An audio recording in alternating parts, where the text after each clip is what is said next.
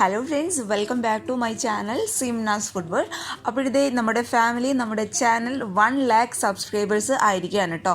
അപ്പോൾ അറിയുന്നവർ ഒത്തിരി പേരുണ്ടാവും, കാരണം ഓൾറെഡി ഞാൻ കമ്മ്യൂണിറ്റി പേജിൽ ഇട്ടിട്ടുണ്ടായിരുന്നു. എന്നാലും അറിയാത്തവർക്ക് വേണ്ടിയിട്ട് ഞാൻ ഒന്നുകൂടെ പറയാണ്. അപ്പോൾ ഇതുവരെ എന്നെ സപ്പോർട്ട് ചെയ്ത് എല്ലാവർക്കും ഒരുപാട് നന്ദിയുണ്ട് കേട്ടോ. അപ്പോൾ അതെങ്ങനെയാണ് നിങ്ങളുടെ പറഞ്ഞറിയിക്കേണ്ടതെന്ന് എനിക്കറിയില്ല. ഒരുപാട് സന്തോഷത്തിലാണ്. അപ്പോൾ തുടർന്നും ഇനിയും നിങ്ങളുടെ സപ്പോർട്ടും നിങ്ങളുടെ അനുഗ്രഹവും നിങ്ങളുടെ പ്രാർത്ഥനയും എല്ലാം വേണം. അപ്പോൾ എല്ലാവരും തീർച്ചയായിട്ടും സപ്പോർട്ട് ചെയ്യുക. പിന്നെ ഒരുപാട് സന്തോഷമുണ്ട് കേട്ടോ. ഇതുവരെ ഇങ്ങനെ ഈ ഒരു സമയത്ത് തന്നെ 1 ലാക്ക് സബ്സ്ക്രൈബേഴ്സ് ആവുമെന്ന് ഒരിക്കലും പ്രതീക്ഷിച്ചിട്ടുണ്ടായിരുന്നില്ല.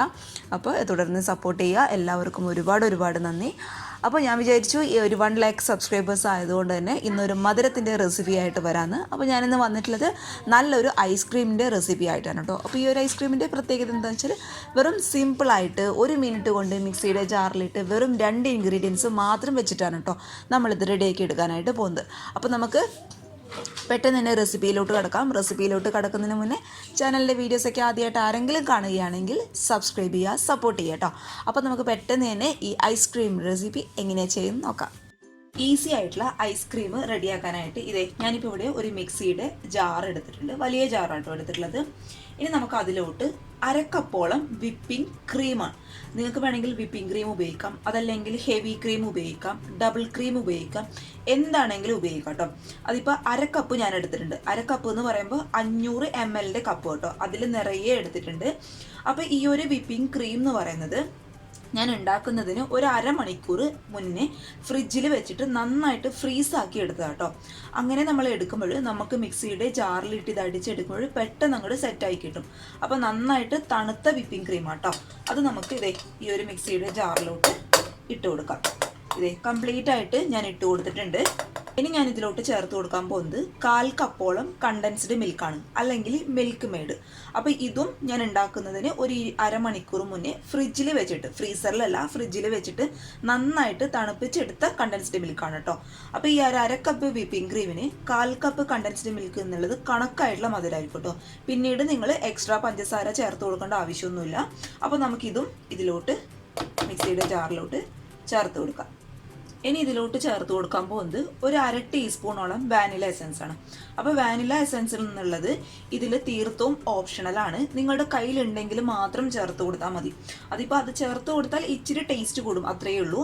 കാരണം നമ്മൾ ഇതിൽ ചേർത്ത വിപ്പിംഗ് ക്രീമിൽ ഓൾറെഡി വാനില എസൻസിൻ്റെ ആ ഒരു ഫ്ലേവർ ഉണ്ടാവും. എന്നാലും കുറച്ചും കൂടി ആ ഒരു ഫ്ലേവർ കിട്ടാൻ വേണ്ടിയിട്ട് ഒരു 1/2 ടീസ്പൂണും വാനില എസൻസ് നിങ്ങളുടെ കയ്യിലുണ്ടെങ്കിൽ മാത്രം ചേർത്ത് കൊടുക്കാം. 1/2 ടീസ്പൂണോളം ഞാൻ ചേർത്ത് കൊടുത്തിട്ടുണ്ട്. ഇനി നമുക്ക് എന്ത് ചെയ്യണം, മിക്സിയുടെ ജാറിലിട്ട് ഇത് 1 മിനിറ്റോളം ഹൈ സ്പീഡിലിട്ട് നന്നായിട്ട് കറക്കിയെടുക്കണം. അപ്പോൾ ഹൈ സ്പീഡിലിട്ടുമ്പോൾ നിങ്ങൾ മിക്സിയുടെ ജാറിലിട്ട് കറക്കുമ്പോൾ നിങ്ങൾ ശ്രദ്ധിക്കുക, നമ്മൾ ആദ്യം മിക്സിയുടെ ജാറിലിട്ട് കറക്കുമ്പോൾ ഉള്ള സൗണ്ടിൻ്റെ ആ ഒരു വേരിയേഷൻ ഒന്ന് മനസ്സിലാക്കുക. ആദ്യം നമ്മളിട്ട് കറക്കുമ്പോൾ നന്നായിട്ട് മിക്സി, നമ്മൾ സാധാരണ തേങ്ങയൊക്കെ അരയുന്നതിനിട്ട് നന്നായിട്ട് അരയും. പിന്നെ ഇത് സെറ്റായി കഴിയുമ്പോൾ ആ ഒരു സൗണ്ടിൻ്റെ വേരിയേഷൻ നിങ്ങൾക്ക് കറക്റ്റായിട്ട് മനസ്സിലാവും. ഒന്ന് സ്റ്റെക്കായിട്ടാണ് പിന്നെ ഇത് മിക്സ് ചെയ്യാനായിട്ട് ഉണ്ടാവുക കേട്ടോ.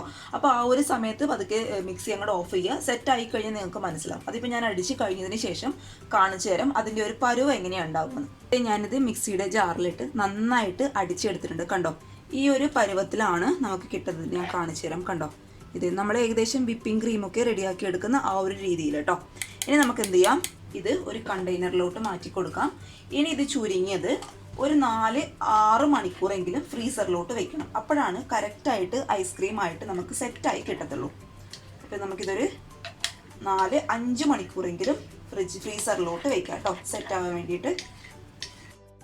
അപ്പോഴത്തെ നമ്മുടെ ഐസ്ക്രീമൊക്കെ ഒരു 6-7 മണിക്കൂർ കൊണ്ട് തന്നെ നന്നായിട്ട് സെറ്റായിട്ട് വന്നിട്ടുണ്ട്.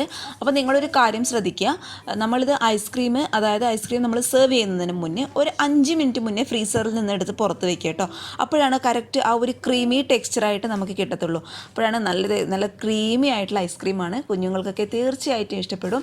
അപ്പോൾ ഒരു സ്കൂപ്പറൊക്കെ ഉണ്ടെങ്കിൽ കൂടുതൽ നല്ലതായിരിക്കും കേട്ടോ. എൻ്റെ കയ്യിൽ സ്കൂപ്പർ ഇല്ലാത്ത കാരണം ഒരു സ്പൂൺ വെച്ചിട്ട് നമുക്ക് അങ്ങോട്ട് അഡ്ജസ്റ്റ് ചെയ്യാം. അപ്പോൾ നല്ല ക്രീമി ആയിട്ടുള്ള ഐസ്ക്രീമാണ്. തീർച്ചയായിട്ടും എല്ലാവരും ഉണ്ടാക്കി നോക്കുക. വെറും 2 ഇൻഗ്രീഡിയൻസിൻ്റെ ആവശ്യം മാത്രമേ ഉള്ളൂ. അപ്പോൾ എല്ലാവരും റെഡിയാക്കി നോക്കണം, തയ്യാറാക്കി നോക്കിയിട്ട് അഭിപ്രായങ്ങളൊക്കെ അറിയിക്കുക. അതുപോലെ ചാനലിലെ വീഡിയോസൊക്കെ ആദ്യമായിട്ട് കാണുന്നവരാണെങ്കിൽ സബ്സ്ക്രൈബ് ചെയ്യാനും, അതുപോലെ വീഡിയോ കണ്ട് ഇഷ്ടപ്പെടുന്നവരാണെങ്കിൽ ലൈക്ക് ചെയ്യാനും, ഫ്രണ്ട്സൊക്കെ ആഗ്രഹിക്കുന്നവരാണെങ്കിൽ ഷെയർ ചെയ്യാനും കൂടി മറക്കരുത് കേട്ടോ.